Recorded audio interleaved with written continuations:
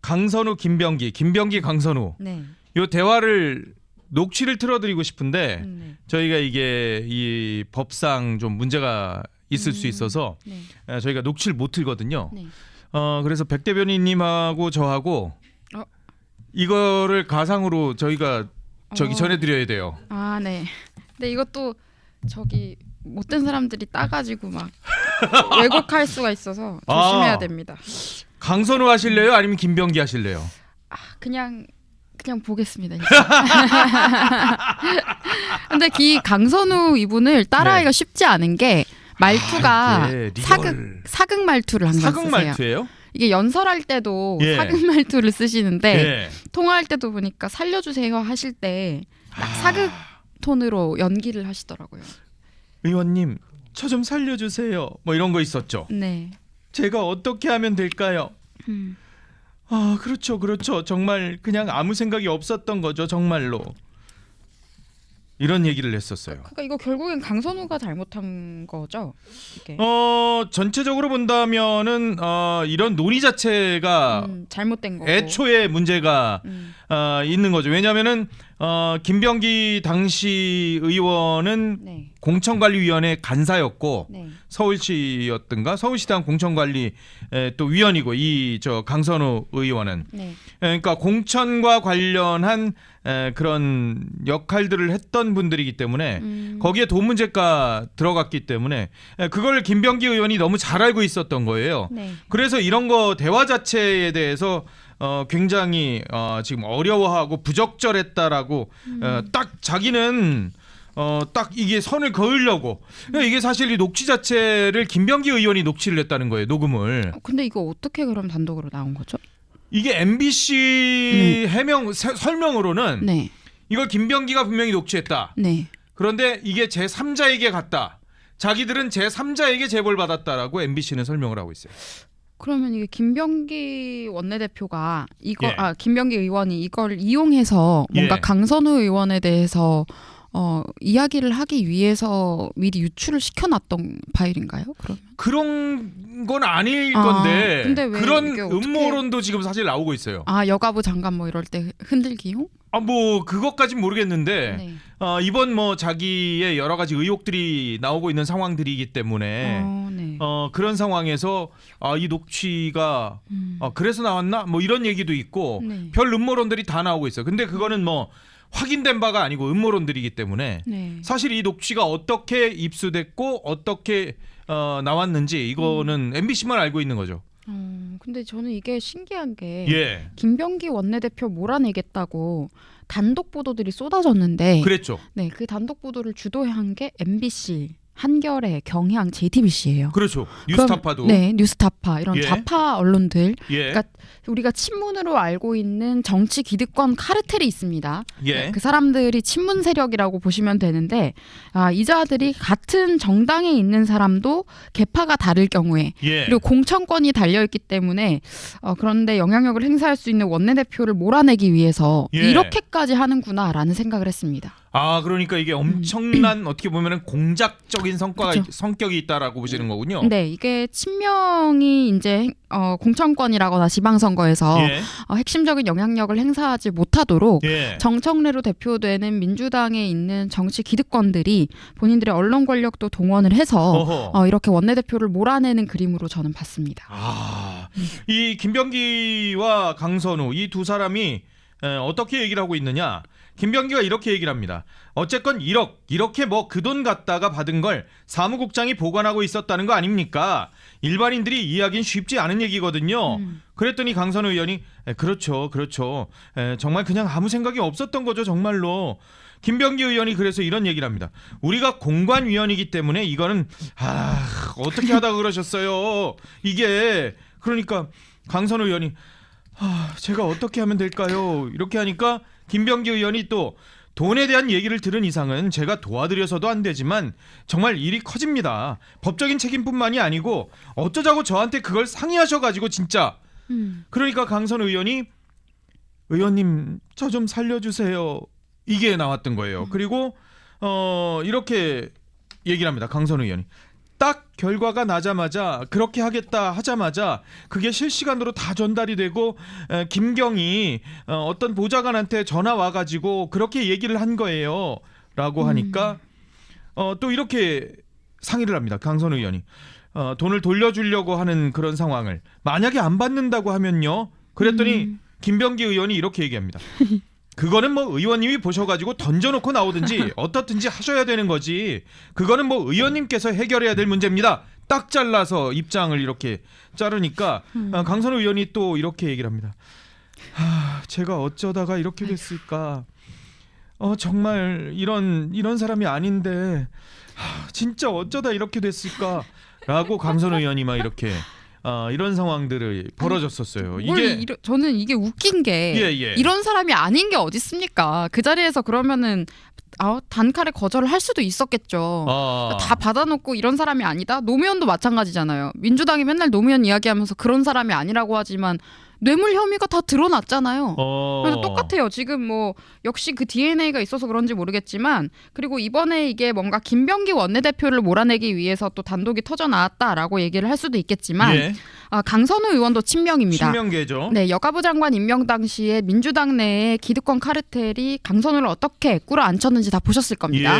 그랬던 사람들이 강선우 갑질 때문에 화난다고 했던 민주당 보좌진들이 장경태 성추문에 대해서는 옹호했었잖아요. 그러니까 이 사람들도 좀 정상적이지 않은 조직인 거죠. 그 친문으로 대표되는 민주당 내부의 586 기득권 카르텔, 그 민주당 좌익 정치 기득권이 얼마나 큰 힘을 갖고 있는지 아니까 저는 보좌진들도 그런 식으로 움직였던 걸로 보이고, 그들의 힘이 결국에는 강선우도 장관 자리에서 장관에 임명되지 못하게 했고 김병기 원내대표도 내려앉혀버리는, 친문 입장에서는 일타쌍피를 하게 되는 이 녹취가 결국은 그리고 이 친문이 그러니까 그 권세라는 게 대단하긴 한가 봅니다. 이렇게 언론 권력들이 한 번에 붙어가지고 원내대표 끌어안치겠다고 갑자기 단독을 다 터뜨리잖아요. 어마어마한 단독들이. 네, 저는 이게 재밌는 거는요. 지금 단독 터뜨렸던 좌파 언론들이 언젠가 이재명에 대한 것들도 터뜨릴 걸 많이 갖고 있겠다 싶어요. 지금 친명들 공격하고 있잖아요. 그러니까 이재명 레임덕 오고 쓸모없어지게 되면 이 사람들이 이재명은 단칼에 못 보내겠습니까? 빨리 보내버리고 본인들은 잘못 없는 척 손 털을 수도 있는 겁니다. 굉장히 무서운. 물론 강선우가 직접 받은 건 아니고 지역 보좌관이 1억 원을 받았다가 보관해뒀다라는 건데, 김병기 의원이 또 이렇게 얘기를 했었어요. 뭐라 그랬냐? 이렇게 얘기를 합니다. 안 들은 걸로 하겠습니다. 합당한 이유 없다면 통과시킬 수 없다. 왜냐하면 이거에 대해서 안 이상은 내가 어떤 행동을 취하더라도 묵인하는 거 아니겠어요? 라고 하면서 또 이런 얘기도 합니다. 일이 정말 커집니다. 저랑 의원님 공관위원이에요. 이거 법적인 책임뿐만 아니라 라고 얘기를 하는데, 결국 전체적으로 보면 김병기 의원은 자기는 이제 책임 회피를 하려고 하는 그 대답들이 계속 나오고 있고, 강선우 의원은 계속해서 제가 이런 사람이 아닌데 의원님 저 좀 살려주세요. 제가 어떻게 하면 될까요? 계속 이렇게 매달리는 듯한 상황이 벌어지고 있는 모습들이었는데. 근데 이거는 오히려 지금 이렇게 언론들은 김병기 비위 의혹이다 몰아가지만 강선우 비위 의혹이 맞는 거 아닌가요? 그게 맞는 것 같고, 대화 내용을 보면은 오히려 김병기 의원은 선을 좀 긋고 있어요. 불쾌해하죠. 그리고 저는 강선우 의원이 너무 좀 불편하게 한 것 같아요. 계속 이렇게 분명히 한번 잘못했다, 나한테 상의하지 말라고 했는데 계속 전화를 한 거 아닙니까? 상의한다고. 찾아간 거죠. 와, 찾아가기까지 하고. 직접 만난 거죠. 우리 김한솔 PD 이게. 이 두 분이 직접 만나서 한 거고 녹취를 한 걸로 지금 그래서 보이는데 불편했겠다 싶고, 거의 30분 정도 녹취 분량이 된답니다. 이게 전체적으로 보면은 김병기 의원이 좀 작심하고 녹음을 한 거 아닌가라는 생각도 들어요. 뭐 이건 추론입니다만은 너무 이렇게 하니까 문제가 될 것 같아서 어떻게 보면 녹취를 해놨겠죠. 네네, 그렇게 해놨을 수가 있겠죠. 근데 어쨌든 결국에는 이게 세상에 알려지게 되면서 강선우 의원은 뭐 당연한 거고, 김병기 원내대표도 지금 업무방해로 고발이 됐죠. 고발이 됐어요. 고발이 됐고, 강선우 의원도 뇌물 혐의로 고발이 당했고, 김병기 원내대표는 업무방해로 고발이 됐는데 이게 김병기 원내대표도 여기서 자유로울 수가 없는 게 아까 말씀드렸습니다만은 서울시 공관위 간사였었잖아요. 공천관리 간사였는데 이 김경이라는 사람이 네. 이 1억 원을 지역 강선우 보좌관한테 1억을 줬고 그리고 그걸 강선우 의원 보좌관이 갖고 있던 거를 강선우 의원이 지금 김병기한테 지금 상의를 하고 있는 거잖아요. 네. 그런데 강선우 의원 주장으로는 이 김경 시의원이 강서구 시의원이거든요. 네. 자기는 강서라서 공관위원이었지만 강서의 이 시의원 공천이라든가 이런 그럴 때는 기피가 됐다라는 거예요. 네. 그런데 김경이 그 이후에 실제로 공천이 됐다는 거거든요. 그렇기 때문에 혹시라도 김병기 공관위 간사나 이런 사람들이 여기에 관여된 것 아니냐라는 것에 대해서 네. 의혹이 있을 수 있다라는 거죠. 이렇게 녹취는 이렇게 나왔지만 김병기가 자기가 꼬리 자르기 하는 듯한 녹취지만 이 상황이 김병기가 자유로울 수 없다라는 거죠. 그러니까. 네, 근데 이게 지방선거를 또 우리도 앞두고 있는데 예. 지방선거에 대해서는 매관매직에 대한 여러 가지 의혹이라거나 그런 문제들이 많습니다. 예. 사실 뭐 돈으로 치르는 선거 아니냐, 돈 예. 공천이 오가는 거 아니냐라는 이야기들이 정치권에 항상 있는데요. 이게 지금 실제로 나온 네. 거잖아요. 어떻게 그러니까 보면 많은 사례 중에 드러난 사례라고 저는 생각을 해요. 네, 그래서 이런 부분들을 유념을 하셔서 예. 앞으로 우리 당도 공천을 함에 있어서 예. 정말 승리할 수 있는 후보들 그리고 지역 구민들에게 부끄럽지 않은 후보들을 공천할 수 있도록 해야겠다라는 생각을 합니다. 우리 김한솔 PD가 찾아냈는데요. 김병기 의원이 직접 이 강선 의원을 본인 의원실 920호겠죠. 거기로 불러서 나눈 대화가 맞다고 합니다. 그러면은 불러서 대화를 나누면서 미리 그걸 녹음한 거죠. 그러니까 이게 만에 하나 강선우의 1억 수수나 이런 방금 말씀하셨던 매관매직에 가까운 예. 이런 행태로 논란이 되었을 경우에 예. 본인은 그것과 무관하다라는 그걸 보여주기 위해서 녹음한 네, 거 아닌가. 증거를 미리 남기기 위한 과정으로 보입니다. 이분은 국정원 출신이잖아요. 국정원 고위 간부 출신이잖아요. 이 김병기 원내대표가 사실 국정원 고위 간부니까 이게 이 상황들을 너무 잘 알겠죠. 그러니까 미리 이걸 알고 있다가 녹음을 한 게 아닌가. 네, 저는 이 상황들을 보면서 이 친명이라는 세력도 예. 신기루에 가깝구나. 그래요? 네, 허상에 왜요? 가깝구나라는 생각을 합니다. 실질적으로 아무리 이재명이 대통령이 되었다고 하더라도 예. 이들이 언론 권력에 의해서 휘둘리고 있어요. 언론을 본인들이 언론 여론을 좌우하고 있는 게 아니고 예. 이재명과 친명 세력들은 오히려 한겨레, 경향, MBC 같은 예. 좌익 기득권 언론들에 의해서 휘둘리고 있는 예. 모양새를 보여주고 있는 거고요. 원내대표는 이제 의원들이 선출한 대표잖아요. 예. 근데 원내대표조차 지키지 못했고 그리고 지금 정청래 대표가 내년 지방선거 룰이라거나 이런 예. 것들 지금 얘기 많이 하고 있지 않았습니까? 그렇죠. 예. 그걸로 계속 부딪혀 왔었는데도 네.